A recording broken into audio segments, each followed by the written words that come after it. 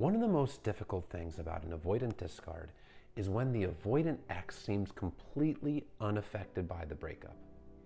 They're going on as if it never even happened, as if you never even mattered to this person. You're in a world of pain. You just got blindsided. It was like somebody reached into your heart, ripped it out, and stomped on it. Because that's essentially what happened. You gave your all to this person. You gave your heart. You gave your commitment. You gave your time. You gave your love, and you gave your energy. They blindsided you. You weren't even given any kind of closure. You were given very vague excuses as to why the relationship had to end. I can't give you what you need, and stuff like that. And then they seem unaffected. They're going on trips with friends. They're merrily going along their way, going on vacations, staying busy at work, going and participating in fun events, posting it all over social media. Maybe even immediately finding a new partner. And it hurts like hell. And you wonder to yourself, did I ever even matter to this person? Do they ever feel any guilt for hurting people?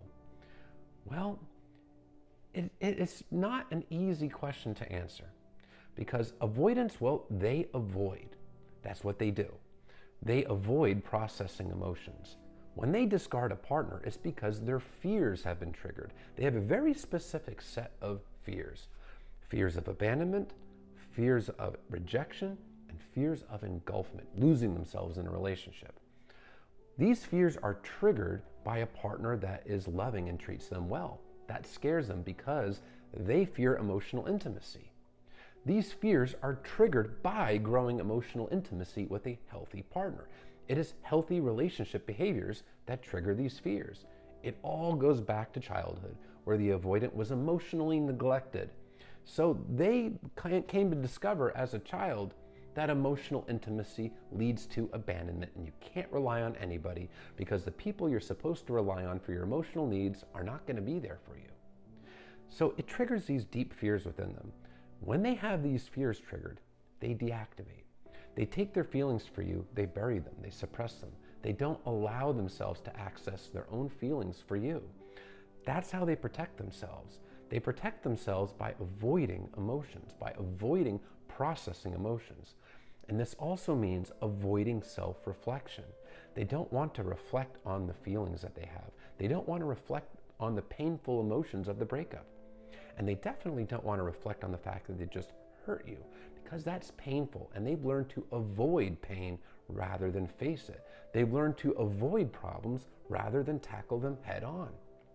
So the avoidant will immediately go out, suppress their feelings, and they will find ways to distract themselves so they don't have to process these feelings, so they don't have to feel guilt or remorse for hurting you, and so they don't have to miss you, so they don't have to feel anything painful at all. And staying busy with friends or work or going on vacations, well, that's one method of avoidance. Another one is to immediately jump into a new relationship to get that dopamine and to get that distraction, so they don't have to face the painful emotions that they're trying to run from. So during this period, they're not allowing themselves to feel any guilt or remorse, and they're not allowing themselves to process any of the painful emotions from the breakup. Some avoidants will eventually feel guilt. When you've been in no contact for a long enough period of time, the avoidant will start to feel safe because they're no longer being pressured to be something for you in a relationship. They're no longer being pressured to be emotionally available or vulnerable for you.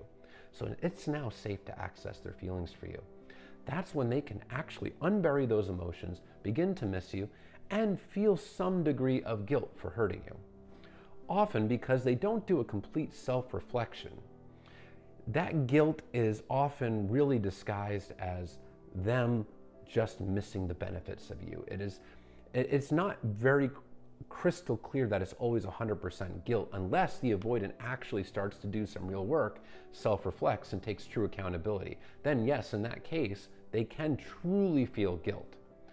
But most of the time, they miss the benefits of you, they miss the access to you, they miss the validation from you, and they miss you, but that guilt is more along the lines of, oh, I made a mistake. Oh, I screwed up, I should have kept this person around.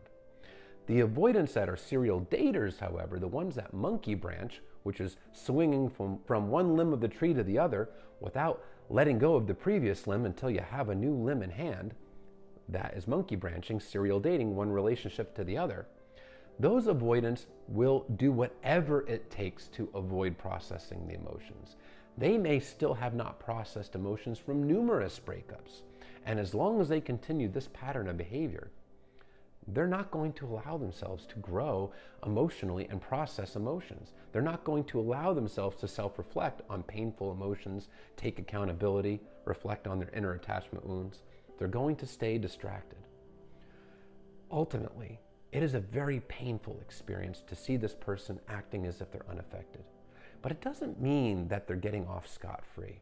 There's a lot of pain. There's a lot of low self-esteem that this person hasn't processed. There's a lot of inner attachment wounds that this person is burying and trying to suppress, but that's still there. They often are battling a profound sense of loneliness, a feeling of being unlovable, often telling themselves that they're bad people.